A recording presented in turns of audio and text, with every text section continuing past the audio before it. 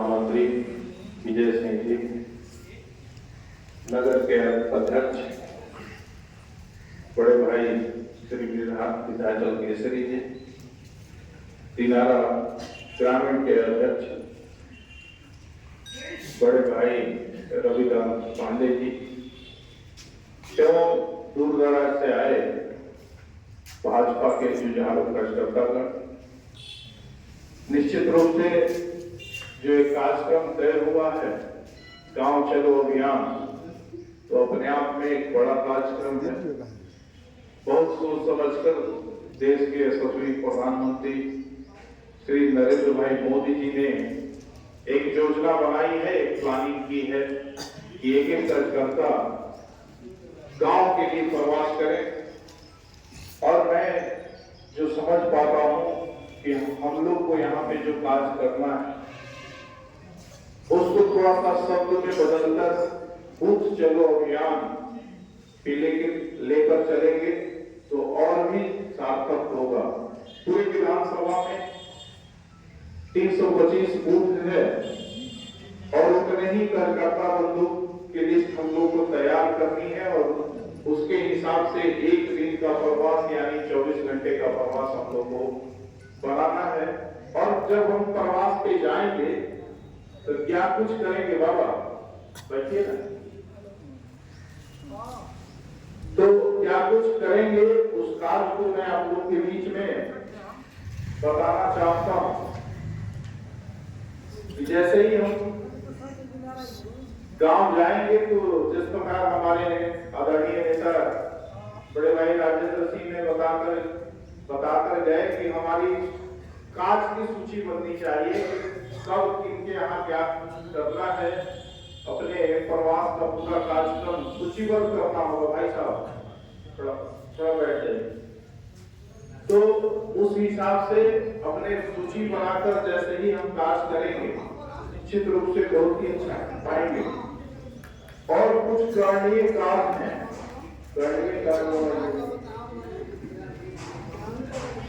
हमें जाकर क्या करना है वो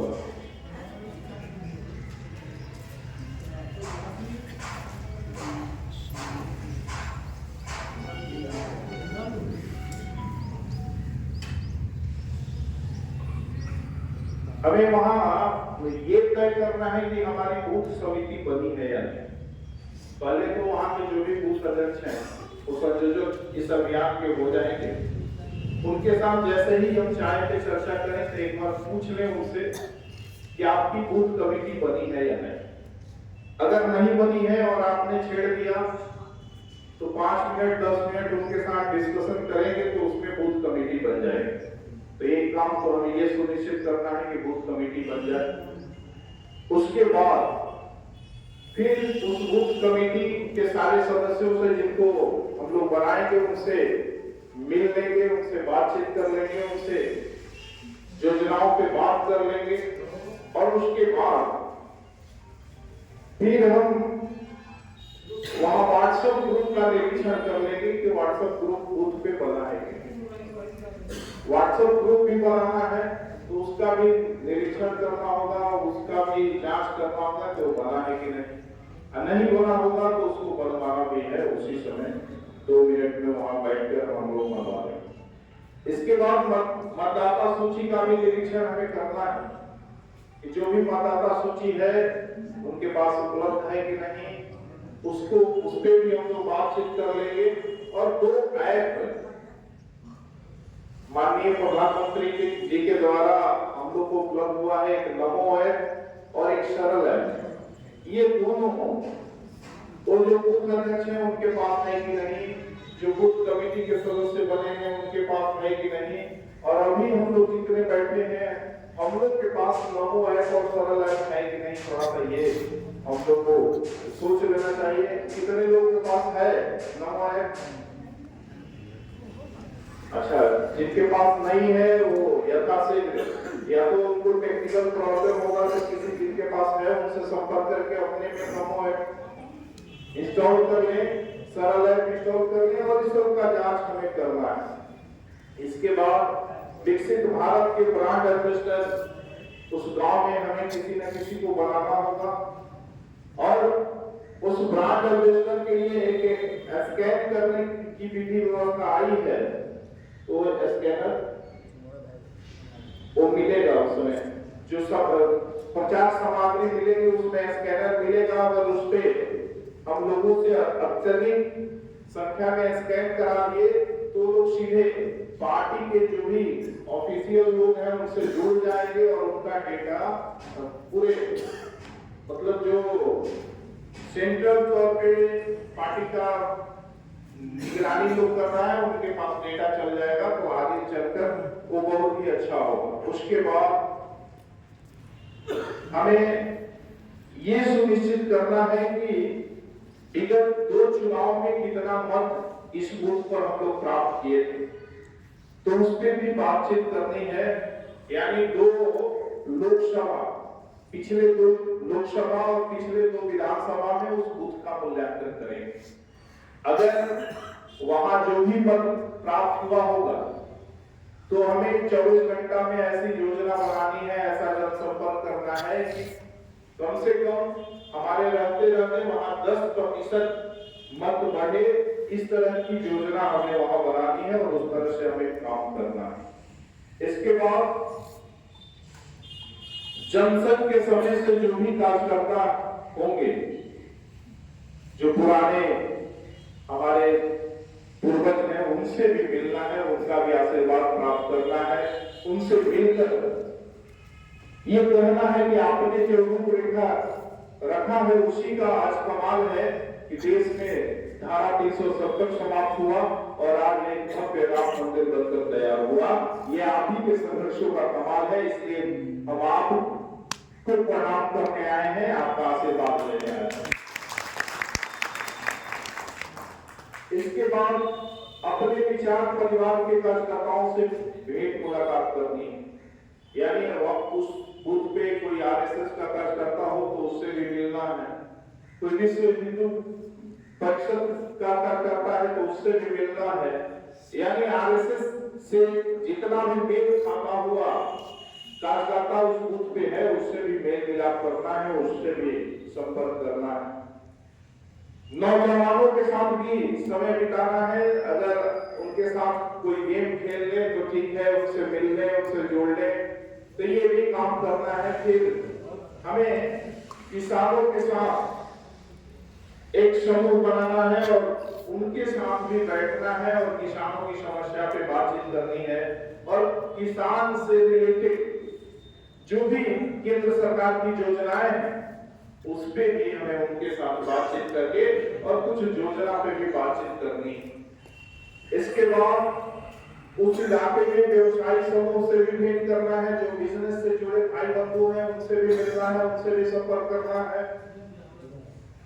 इसके बाद प्रतिभावान अगर उस इलाके में कोई विद्यार्थी हो, कोई खिलाड़ी हो, मतलब टैलेंटेड अगर कोई भी बच्चा हो उस इलाके में उस बूथ पर, तो उससे भी जाकर मिलना है, उसको बधाई देना है, उसको शुभकामना देना है, उसके उज्जवल भविष्य की कामना करनी है।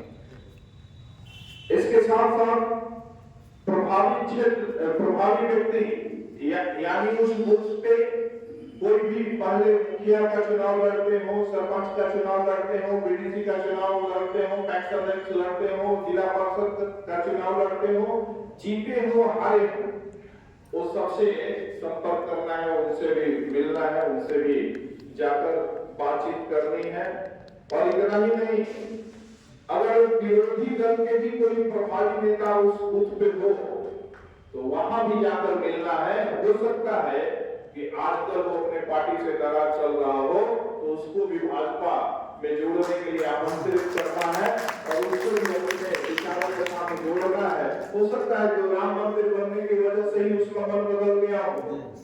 जैसे आजकल हम लोग देख पा रहे हैं कि कई कांग्रेसी नेता अब भाजपा में आने के लिए लड़ाई है। कारण है कि पहले एक लोग विषय उठाते थे कि आप लोग का मुद्दा है कि राम मंदिर बनाएंगे लेकिन डेट नहीं बताएंगे, लेकिन आज तो ऐसा यशस्वी प्रधानमंत्री देश में सरकार चला रहे हैं कि राम मंदिर भी बना, भव्य बना और पूरे विश्व में उसकी ख्याति हुई, तो विचार बदला होगा।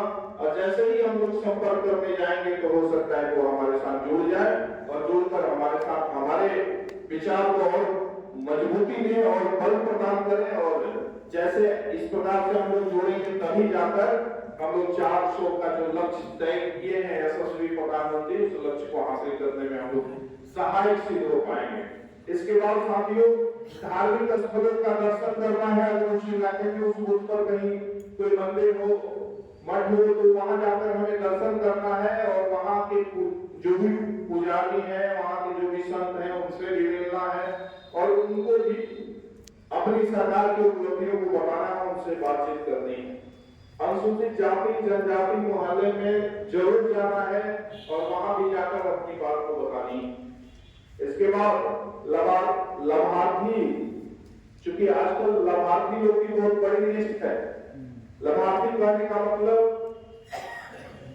कि जो उज्ज्वला योजना का लाभ लिए हो, जिनका हेल्थ कार्ड बना हो, या इस प्रकार की जितने भी भारत सरकार की योजनाएं हैं, किसान सम्मान निधि प्राप्त कर रहे हो, तो वो भी एक प्रकार से हमारे लाभार्थी हैं।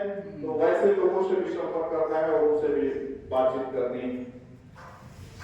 कोई उस इलाके में अगर शहीद सैनिक परिवार हो तो उस परिवार से भी संपर्क करना है। नक्सल हिंसा में अगर पीड़ित है, राजनीतिक हिंसा में अगर कोई पीड़ित परिवार है तो उससे भी भेंट करनी है। और उस इलाके में जो शिक्षा दीक्षा का काम करने वाले लोग हैं उनसे भी मिलना है, जो ग्रामीण चिकित्सा का कार्य करने वाले लोग हैं उनसे भी मिलना है। तो इस प्रकार से हमें इतना कार्य करना है। और एक कार्य और करना है, मोटरसाइकिल धारकों की सूची तैयार करनी है कि जब कभी भी हमारे पास मोटरसाइकिल धारकों की गांवगत सूची अगर बन जाएगी और कभी भी हम लोगों को रैली निकालना होता है, उस तरह का कार्य करना होता है, उस तरह का कार्यक्रम करना होता है, तो बहुत ही सुविधा होगी। और इस प्रकार से हम अपने बूथ को जहां हम प्रवास करेंगे वहां अगर इतना कार्य ईमानदारी से कर पाए तो आप सोचिए वो बूथ में चमत्कार होगा या नहीं। तो मैं समझता हूं कि इतना अगर हम लोग ईमानदारी से कर पाए, और हम लोग मोदी जी के सिपाही हैं तो ईमानदारी से कार्य करना ही चाहिए। जहां एक प्रकार एक ऐसे यशस्वी प्रधानमंत्री के भारत को विकसित बनाने के लिए 18 घंटा 19 घंटा काम करने में लगे हैं, तो हम लोग भी उसी परिवार के लोग हैं जो कि विश्व में एक सबसे बड़ा परिवार है। तो हमें भी अपना पूर्ण सहयोग देना चाहिए और जो भी हमको दायित्व मिले उसको ईमानदारी से करना चाहिए। इन्हीं विचारों के साथ मैं अपनी वाणी को विराम देता हूँ। मैं समझता हूँ कि जो भी कार्य मैंने बताया और जहाँ पे आपकी ड्यूटी लगे वहां आप ईमानदारी से जाकर कार्य करें। इतना करेंगे तो निश्चित रूप से 10 क्या 20% हम लोग वोट बढ़ाने में सफल हो जाएंगे। भारत माता की जय।